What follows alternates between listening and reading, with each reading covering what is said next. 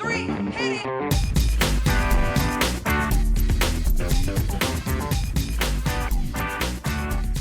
Good morning, good afternoon, good evening, and welcome to today's Caffeine for the Soul. And today we're going to talk about pigeon dancing.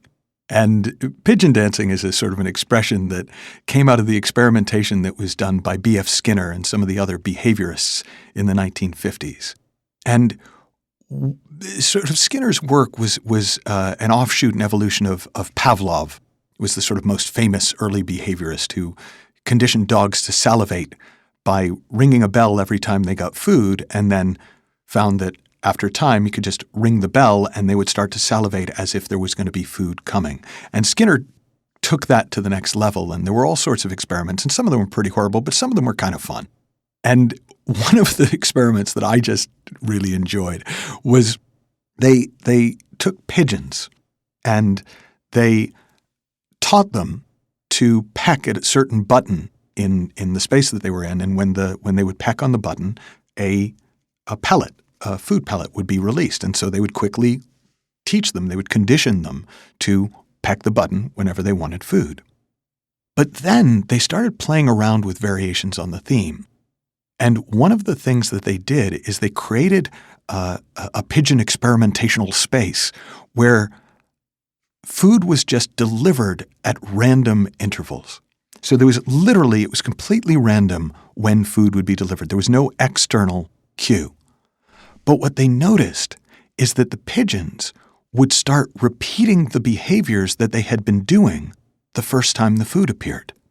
So if the pigeon had been looking off to the right when the food came randomly, the pigeons would start doing it again. They'd start moving their head continually to the right, thinking that that was going to create more food. And because occasionally more food would come, it would reinforce that until they could create a group of pigeons who always turned their head to the right just randomly throughout the day. Well, other pigeons might have been lifting a wing at the time when the food came, and they would do it again, and maybe it coincided with another random delivery of food, of reward. And so pretty soon you'd have these pigeons who were just flapping a wing, and they called it colloquial pigeon dancing. Now, we look at that and we either go, man, that's cruel to pigeons, or we go, that's kind of funny. But we don't see that human beings are pigeon dancers. Now, I'll give you one of my favorite examples that I talk about in my book, The Space Within. So in the South Sea Islands after World War II, there developed a series of bizarre rituals that became known as cargo cults. And what happened was a lot of these islands were used as staging areas during World War II, where the army would come in and they'd bring in planes and supplies to temporarily supply the soldiers. And then after that bit of the sea was under whichever army's control, they'd move on.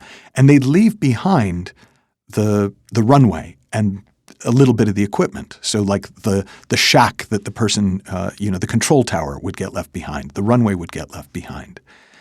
Well, what happened was the natives, who didn't at that time have an understanding of how these things actually worked, they would get coconuts, and they'd get 2 coconut shells and put them on their ears, kind of like the headphones that somebody in air traffic control would wear. And they would get people standing out on the runway with sticks, and that they would kind of wave them like the light sticks that people would use to light a runway to show the plane where to land if it's coming in the evening. And they would do all these bizarre rituals, thinking that the reason that these giant planes came out of the sky with food and supplies was because of the actions of the men on the ground and what they were doing. They simply didn't understand that having headphones on your head or waving lights on a flat strip of land is not what calls forth an airplane, is not what calls forth the reward. It's not what calls forth the supplies. Now, again, we can hear about that. We can think how charming, how quaint. That would never happen now because of the internet, whatever we would say. But what most of us don't see is how many of our own rituals for happiness and success are just as arbitrary, are just as made up, are just as misguided.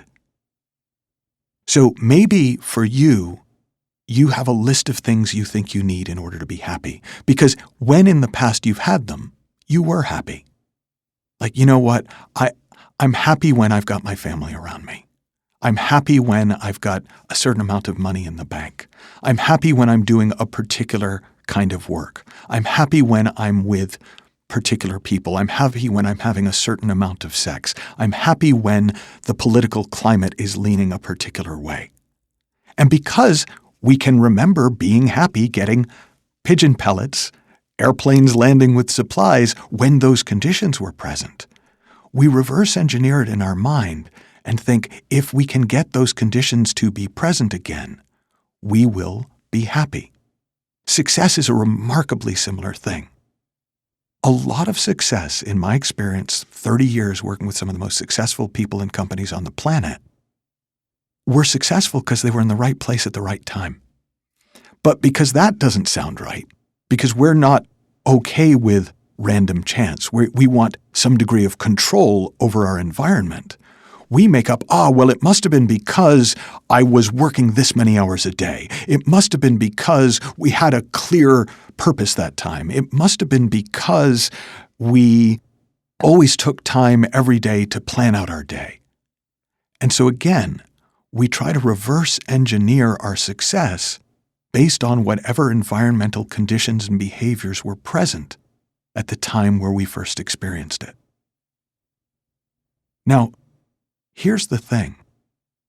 What if all of your preconditions for happiness and your preconditions for success were made up, were essentially superstition, were no more real than a pigeon flapping its wing trying to get food from a random food delivery system, or an island native putting coconuts on his head to try and call forth the giant birds from the sky?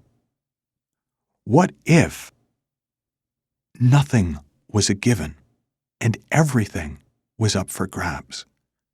So your homework from today, if you like to do homework, is to start to notice, what are the preconditions I have for happiness? What are the preconditions? What do I think has to be in place for me to be happy, for me to be successful? And just to open up to the possibility that what looks like a cause-effect relationship may be nothing more than a pigeon dance.